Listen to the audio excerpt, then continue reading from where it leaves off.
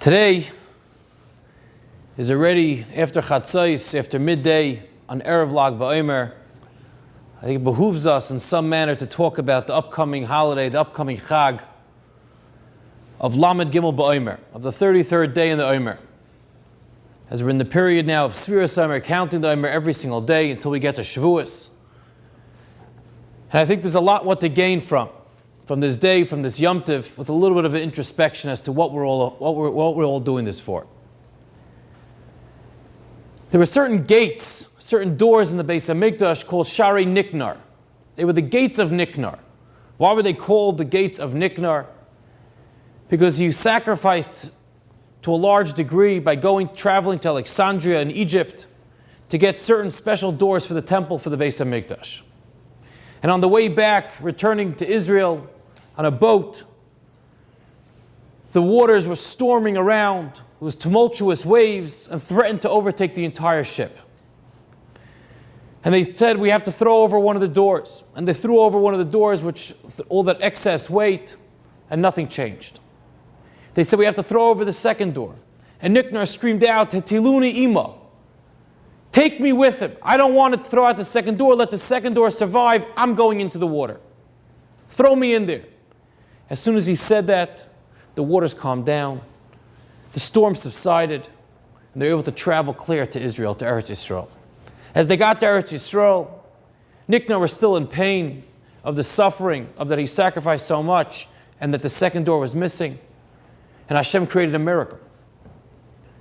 That the door was found underneath the boat, according to some commentaries.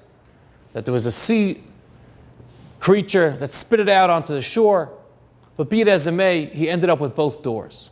And even as all the doors of the Beis HaMikdash, of the temple, turned back, they had to switch them to gold.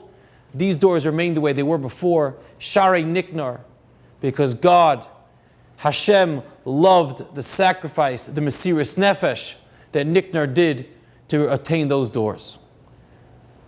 We have to realize that in a way that we have measured towards Hashem, the way we work, that's the way Hashem works towards us. If we give ourselves more to Hashem, to God, then God gives that back to us. That's the way we see all the entire time. When it came to Lag BaOmer, Rebbe Akiva just lost 24,000 Talmidim.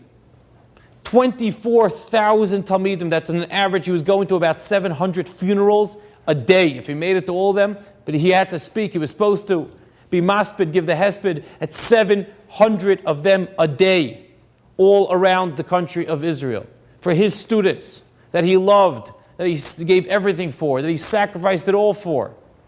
And he lost it all in a span of 33 days. No one would have blamed him if he would have said, I'm done. I've given up.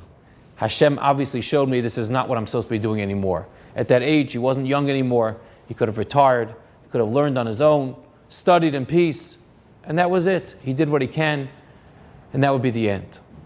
But comes Lag BaOmer, and the holiday is not that the dying stopped.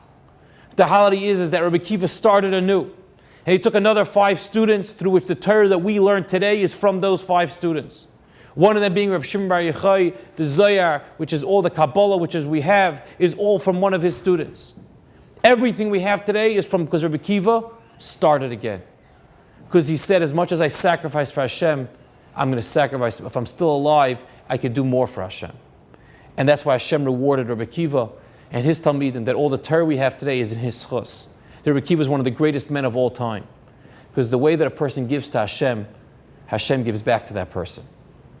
I'll conclude with the story.